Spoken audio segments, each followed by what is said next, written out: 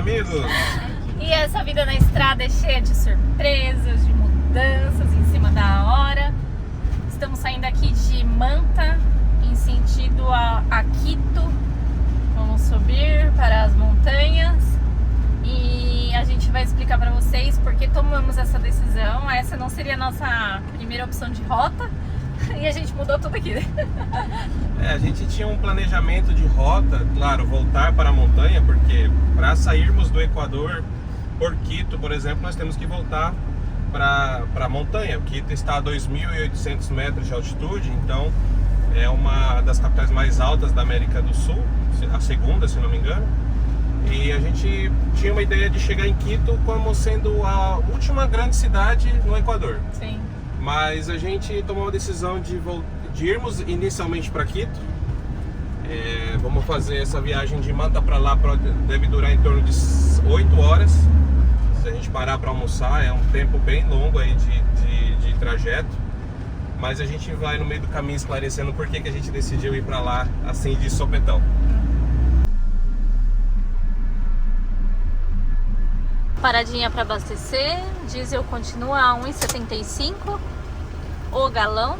Lembrando que o galão tem 3,78 litros. Vamos encher o tanque? Encher o tanque. Eu tenho preferido colocar a gasolina, o diesel, nesse posto Primax, que é um posto bandeira Shell, né? Eu tenho confiado mais nessa bandeira aí. Pelo menos às vezes que eu abasteci nele, tanto no Peru quanto aqui no Equador, eu não tive problema com combustível. Boa qualidade, né? E antes de encher o tanque, o Rô pediu para ele colocar aquele aditivo que a gente mostrou, que a gente tinha comprado para pôr no tanque de combustível, né? Eu vou colocar ele de vez em quando, né?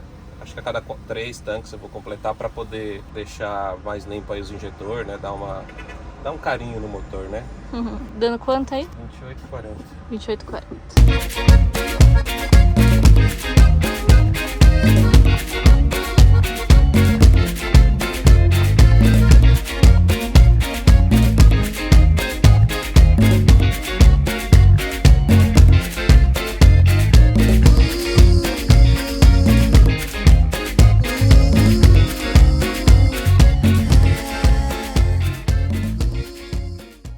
Bastante carro passando, dando luz pra gente.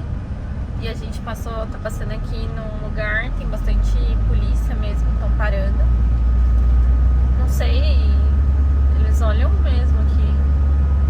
Mas deixaram a gente passar. Ainda não, tem mais um. Ah, mandou parar. Señores, Olá. Olá. ¿cómo están? Muy buenos días. Buenos días.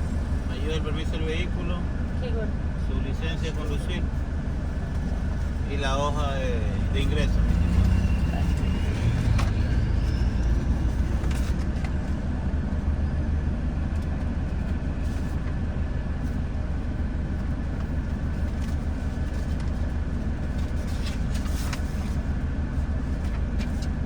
Essa é a hoja de ingresso, de licença e documento.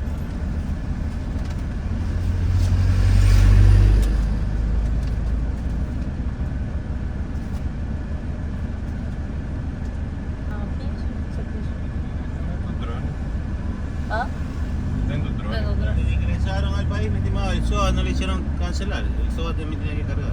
El seguro obligatorio de accidentes del país. No es obligatorio. ¿Cómo que no es obligatorio? No es obligatorio. La aduana mismo dijo que era obligatorio. No, es obligación. No es Es decir, obligatorio. que todos los vehículos internacionales cargan el seguro. No, ya fomos parados varias veces. ¿No le hicieron parar? ¿Y por qué? Porque no es obligatorio el SOPEX. SOPEX es ¿Usted obligatorio. tiene seguro? No, no tengo seguro. Pero es que todos los vehículos aquí en el país tienen un seguro obligatorio de 100%. ¿Cuál es la ley? No es obligatorio. La aduana mismo dijo que no es obligatorio. Que la aduana no es el ente del regulador de tránsito. Sí, es. Por Lo eso que me ustedes permitió. van a sacar es lo que les explico. Yo le digo porque no es la primera vez que solicitamos. Sí, pero eso yo viajo a muchos países y me informo antes de entrar a cada Porque país. cada país es diferente. El SOAPEX no es obligatorio en Ecuador. Te aseguro eso. Y estoy Primera vez que escucho lo que me dice. Eso sé porque, mira, yo viajo ya hace 2 años viajando entre países. Cada No, país. eso sí no hay problema. Y cada país tiene sus reglas. Exacto, y por eso la verifico antes de entrar. Pero aquí la mayor parte que ingresan, que es de Colombia y Perú, todos ellos cargan. Si quieren hacer, puede ser por su cuenta, pero el SOPEX no es más obligatorio en Ecuador. Era obligatorio, pero ya hace algunos años que no es más. Eso la aseguro. Me deja sorprendido con lo que tú me dices. Sí, Le digo, no, o sea, no porque no sé, por lo que le han dicho. sí, el SOAPEX es obligatorio en Perú, en Chile es obligatorio, Aquí también. en Si Argentina, fuera, ninguno lo ellos pagaron. pero Ecuador no, Ecuador ya no hay más. Pero todos los vehículos pagan. No, pero un extranjero no necesita, no es obligatorio para el extranjero. Ese es en su tierra, como te lo dicen. No. Pero aquí todo, ya le voy a traer un conductor ecuatoriano para que te diga si ellos No, pagan. ellos pueden pagar para un vehículo extranjero como el mío, el SOAPEX, que para extranjero, vehículo extranjero no es más obligatorio. ¿Y cómo los otros vehículos con ingresos sí pagan? No sé, pagan porque quieren. Pero yo no tengo obligación de hacerlo. Ya, escúcheme, y si yo no quiero que no sea así, hubiese un accidente de tránsito donde esté incluido su vehículo, ya diga Sí. persona lesionada. Pero ¿no eso, te cubre? las leyes de tránsito ecuatorianas no permiten que yo no lo tenga. Si eso pasa, es algo que yo tengo que resolver judicialmente. Eso sí es judicial. Exacto. O sea, me refiero al tema porque deberían haber hecho cancelar obligatoriamente. Pero no.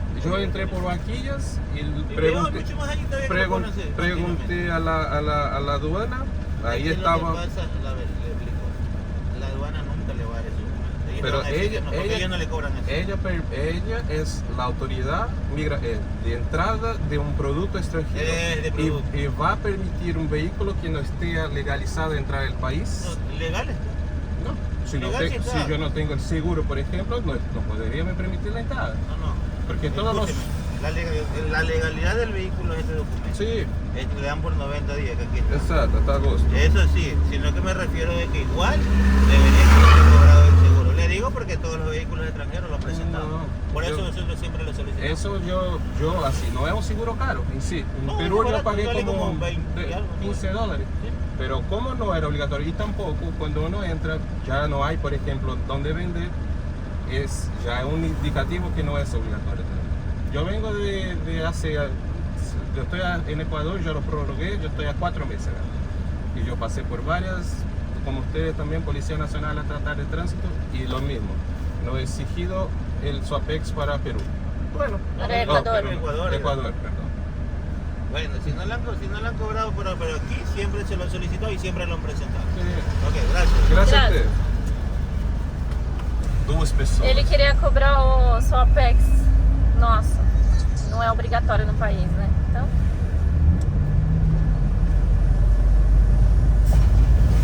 O que Agora, vocês falaram?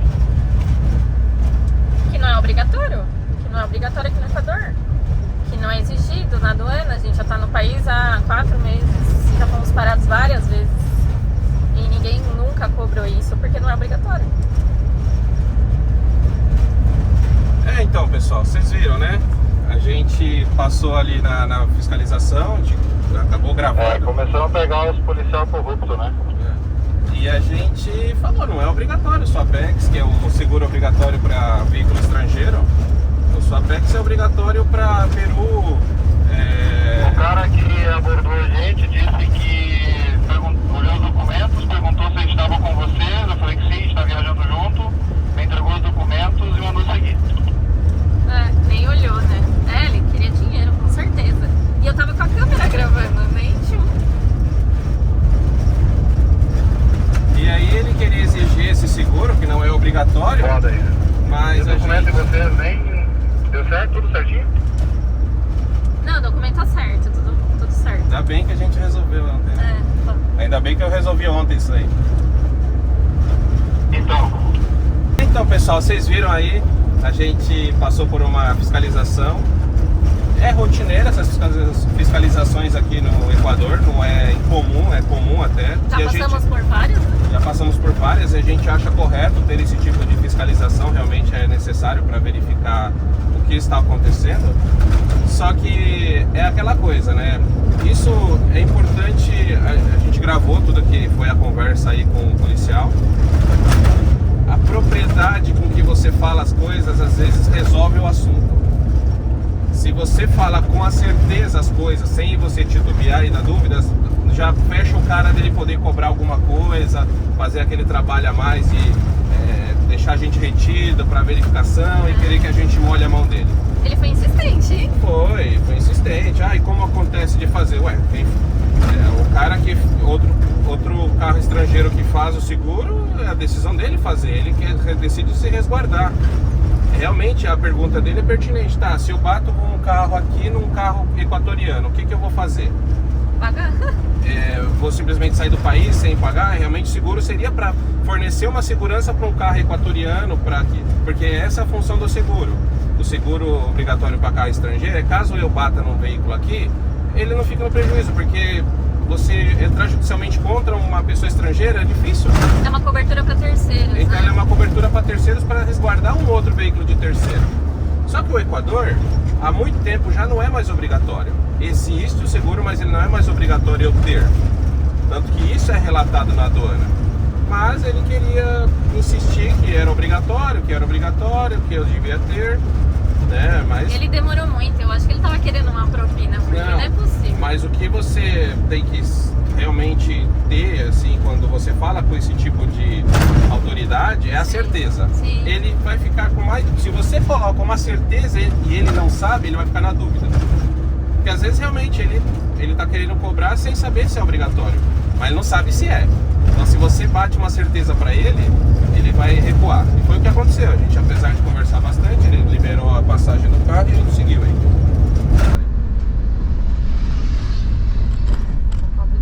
Preparar a gente de novo.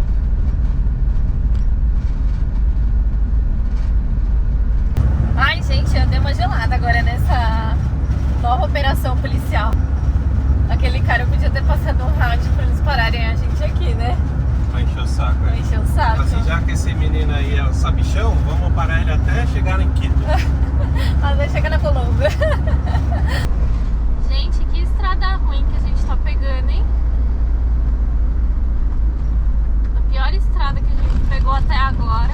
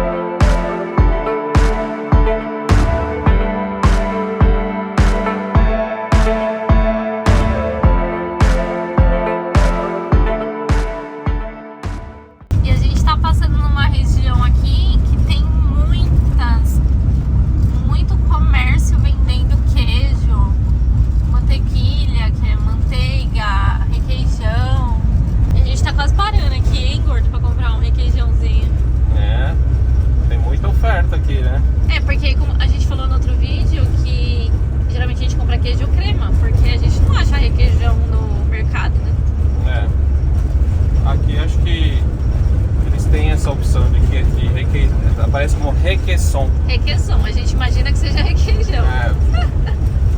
Aproveitamos e demos uma parada aqui. A gente vai fazer um almoço, pelo menos deixar a panela elétrica fazer um arroz ali. A gente já tá lá atrás.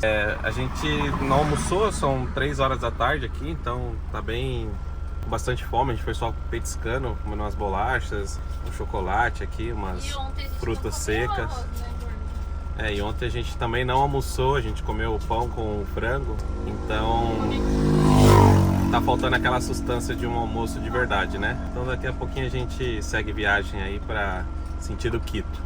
Pronto, já deixei o arroz lá fazendo, então vamos seguir viagem, daqui a pouquinho fica pronto. As plantações de banana. Ficou pronto, gente, arrozinho, ó, tô aqui já, ó, comendo. Eu misturei, eu tinha um enlatado de feijão com carne moída, ó. Misturei, botar pra dentro, hein, curto. Está ali.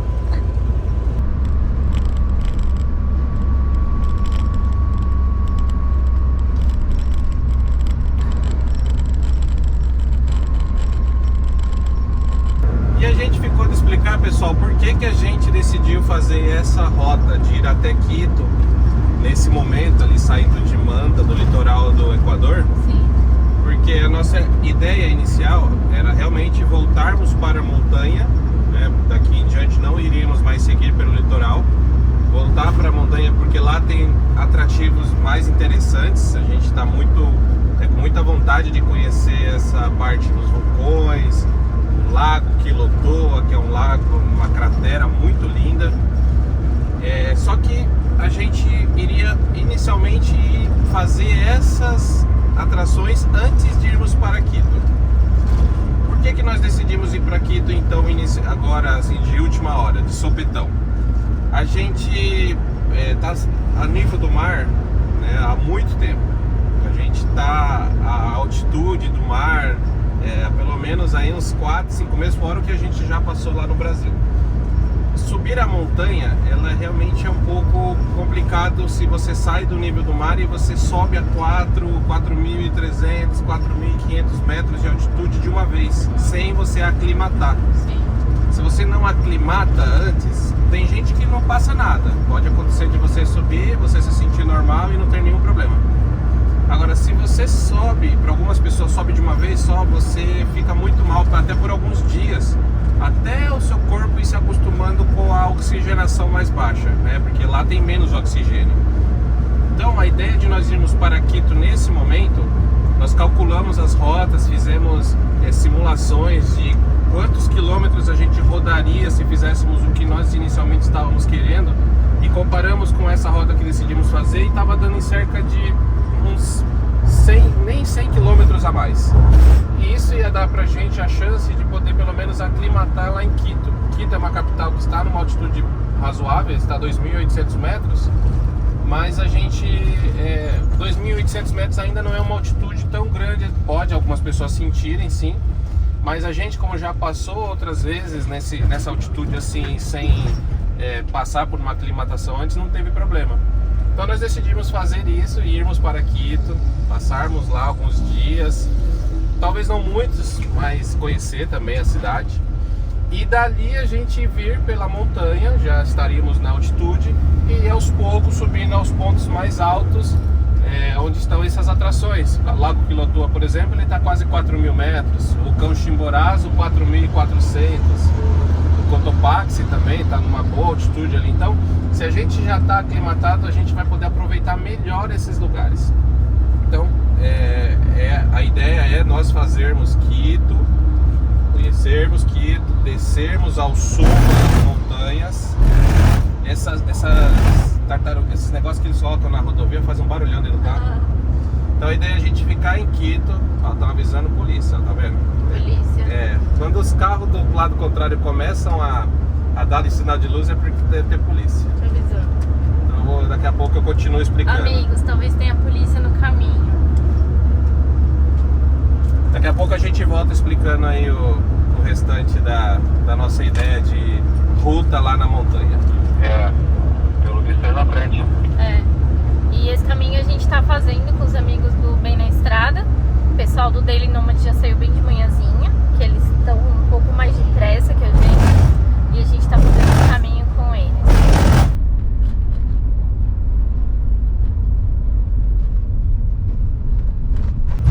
Vamos ver se essa polícia vai querer encher o saco da gente. Acho que não, né?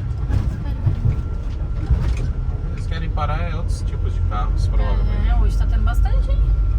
Não, Será que é porque é sábado? A gente concorda que tenha esse tipo de abordagem, uma forma ostensiva, evitar. Aqui é uma rota, gente. O Equador. Ele já viu que a gente passou. Passamos. O Equador, pessoal, é uma rota. Algumas partes do Equador são rotas de narcotráfico. Então, a polícia está sempre de olho nessa região para realmente evitar aí o narcotráfico, ou tentar diminuir um pouco, né? Infelizmente é algo que aqui tem no país, assim como há no Brasil também.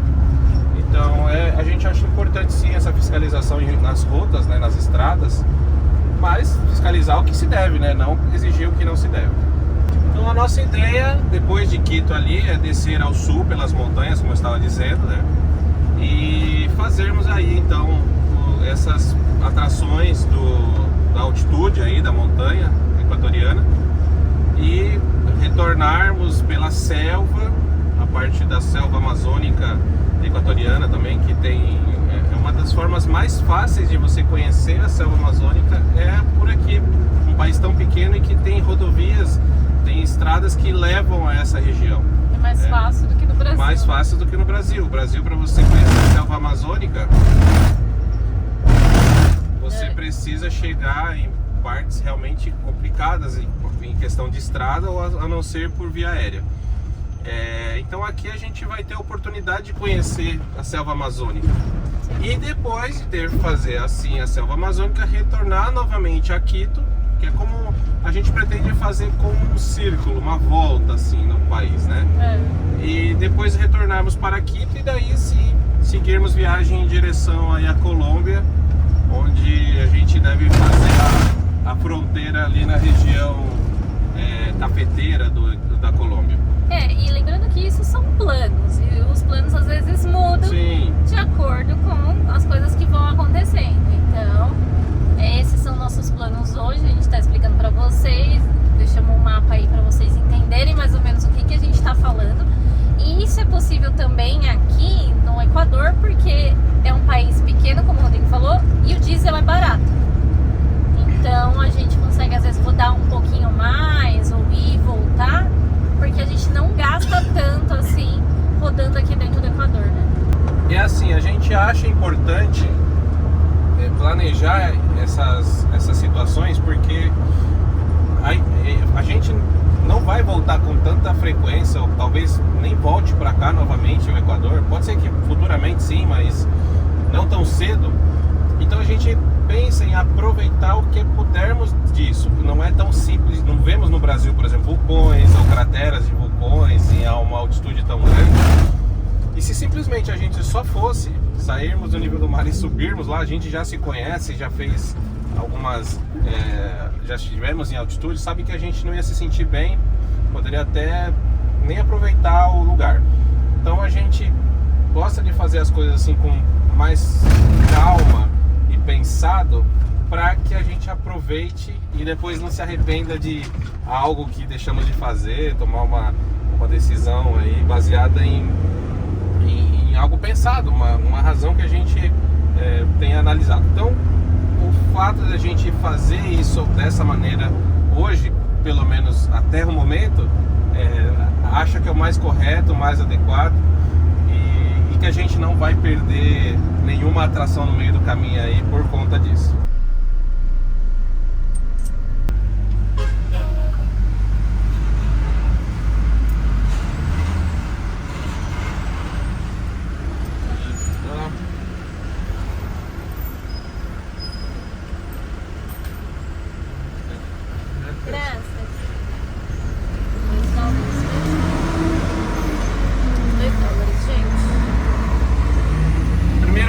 Do dia, $2 então.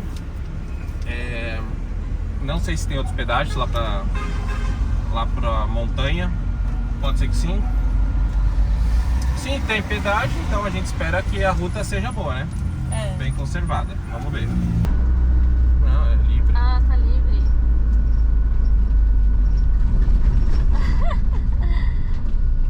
Acabei de pagar um pedágio. É livre. Ai, que bom. Desativando. Esse pueblito gordo. Mejia. Mejia. Sem o S. Sem o S. Então, da família Mejia. É isso aí. Estamos a 800 metros. Ainda falta uns 2.000 metros subir. E falta 115 quilômetros pra gente chegar. Mais ou menos 2h10. A gente vai na manhã, o Rodrigo vai bem tranquilinho. Eu tá mascando uma folhinha de coca ali, eu também, pra gente já se preparar pra altitude. Meu Deus! Que isso, gente? Quer parar? Que coisa mais linda! Vou parar pra dar uma olhada só. Cuidado do meu lugar.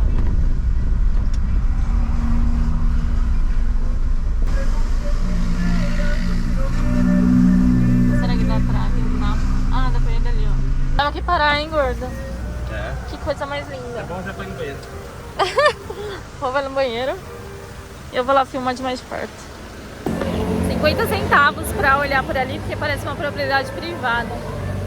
Eu vou tentar gravar daqui de fora mesmo. Olha que coisa mais linda isso, essa cachoeira. E dá pra ver da estrada mesmo. Ó, a estrada é aqui, passa aqui do lado. Olha que linda. Tem que ir com cuidado, que aqui é bem do lado da rodovia. Mas olha isso. Quem imaginaria que no meio da estrada ia ter uma cachoeira tão bonita, né, amor? Bonita, hein? Não precisa nem fazer trilha pra ver ela. Não, essa daí é a cachoeira mais fácil de se ver. Tá ali à vontade.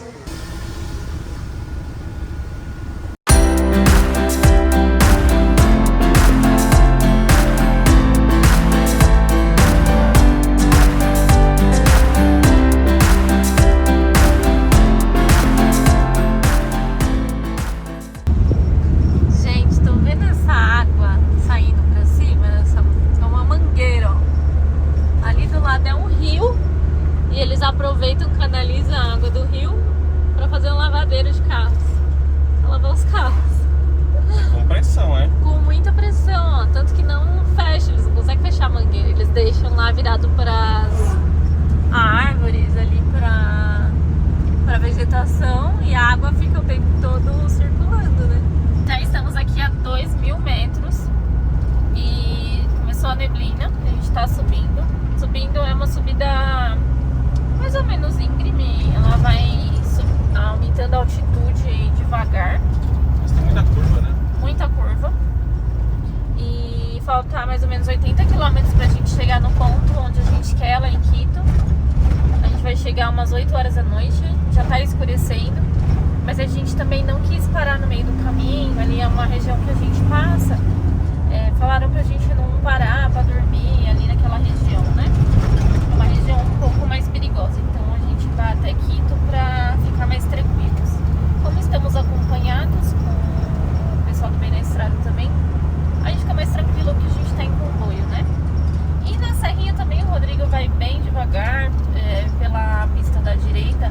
Se alguém quiser ultrapassar, que ultrapasse, com muita atenção.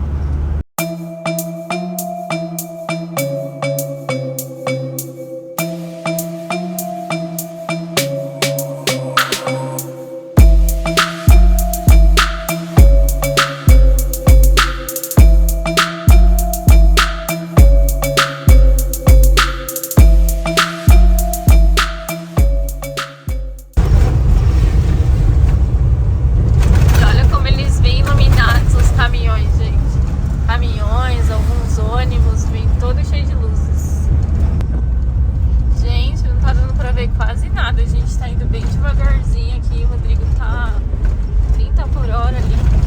Olha isso. A neblina deu uma apertada. Então bem devagar.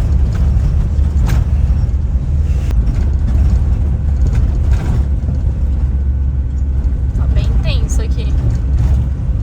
O celular tá vendo mais do que o olho nu.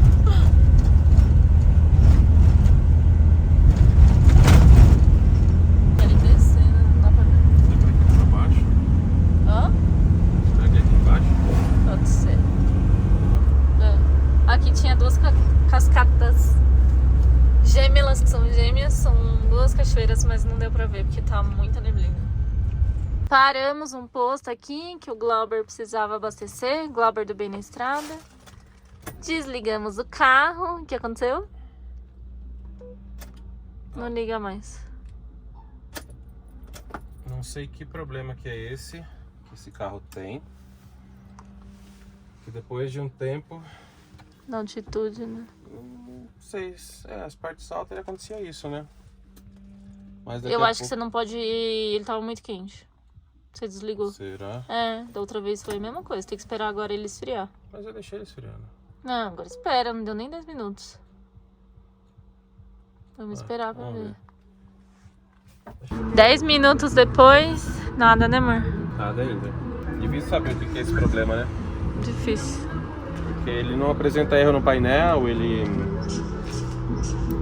só não dá só não gira o contato, né? O motor de arranque não gira. Ele liga o painel, liga tudo. Aí quando você faz, ele nem tec nada assim, ele só não dá partida. Das outras vezes ele passa uns minutos, a gente vai lá e dá partida. Né? Vou esperar mais um pouco. Esperar mais um pouco. A gente esqueceu que não podia desligar ele. devem ter percebido o Rodrigo de blusa. Eu também já troquei de roupa. Gente, a gente saiu de 28, 29 graus, se eu não me engano, tava lá em Manta. E aqui está 12 graus. 12 graus. A diferença é muito grande, né? Tenta de novo, mais uma vez.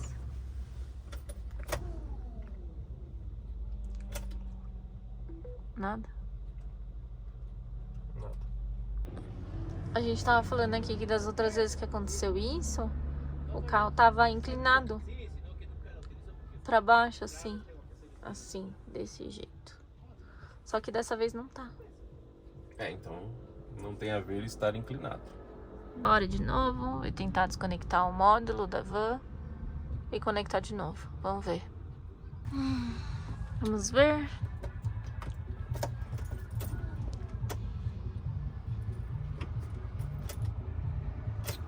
Não. Gente, olha o motorzinho funcionando. Deu partida.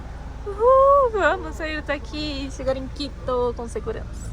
Você nem gravou a partida? Gravei depois só. Eu acho que a luzinha do Glauber aqui deu uma animada no motor de arranque. Não sei, pode ser o comutador, pode ser muita coisa. Mas é isso, eu sempre depois de um tempo esperando ele volta e eu acho que eu vou ter que depois levar para um cara que manja de motor de arranque para ele dar uma tirada, limpada nele, ver se... O cara do Peru me falou que ele tem como é que chama?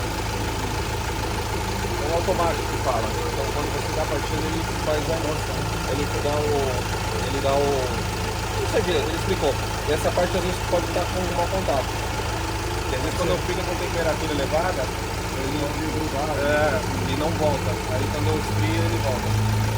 Ai, amor, aliviado? Sim. Demorou dessa vez, hein? Nossa, acho que demorou mais de meia hora. Uns 40 minutos pra pegar.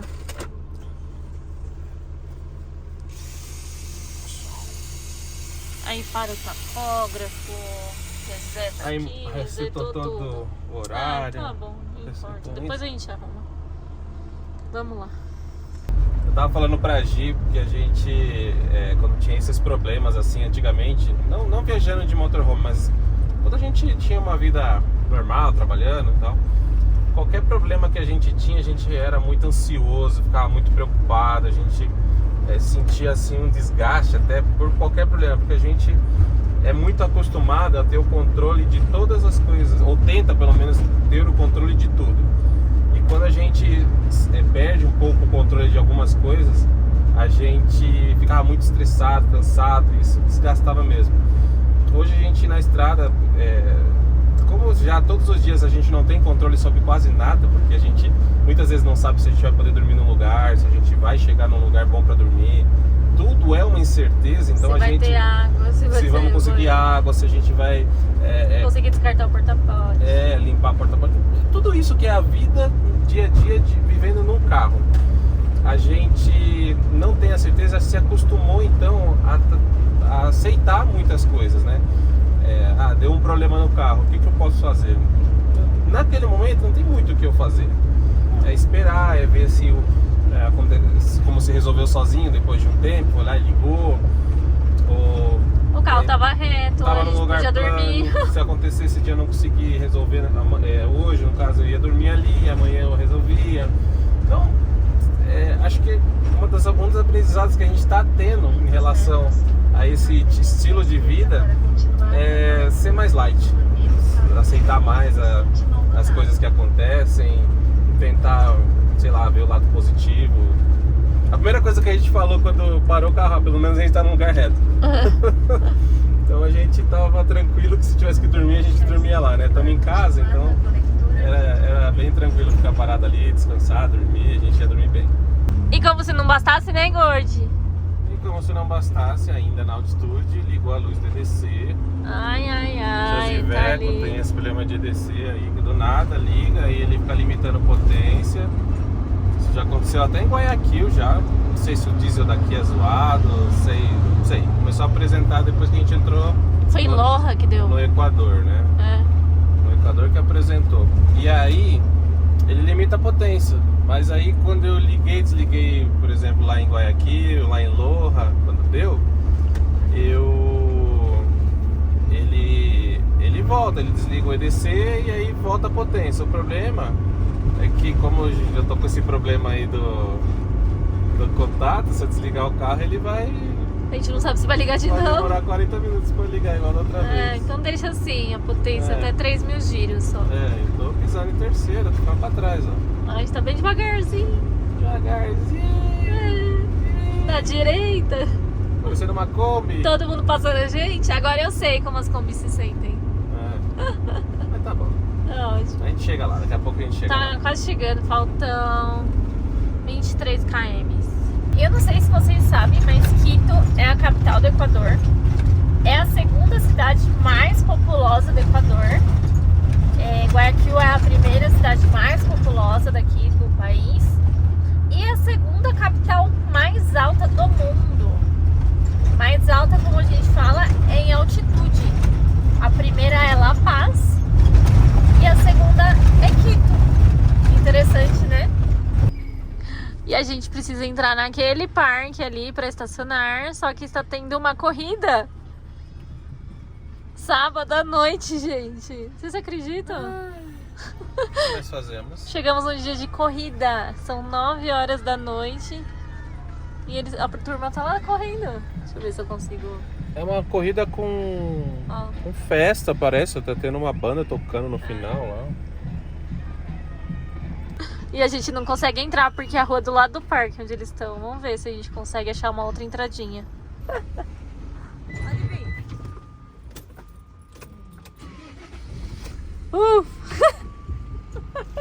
Ligou. Passou? Deu boa. Chegamos aqui no estacionamento. 2,50, já pagou. Monte de motorhome brasileiros aqui nesse estacionamento. Conseguimos chegar, gente do céu. Depois de quase 1 hora, eu acho, que a gente chegou aqui em Quito. Conseguimos chegar no estacionamento. Vamos ver o valor certinho, eu passo pra vocês. Mas aqui é cobrado. Mas é mais seguro, a gente tá na cidade grande, né? Boa noite, pessoal. A gente chegou aqui no estacionamento, encontramos nossos amigos. Amanhã a gente mostra pra vocês quem são. Eu fiz um chocolate quente, um pãozinho com geleia, comemos. O Rodrigo já capotou, que ele tá muito cansado. Foi um dia bem estressante desde o começo, com aquele policial lá. A gente perdeu um tempo com ele. Depois a neblina, a estrada, o carro parou de funcionar.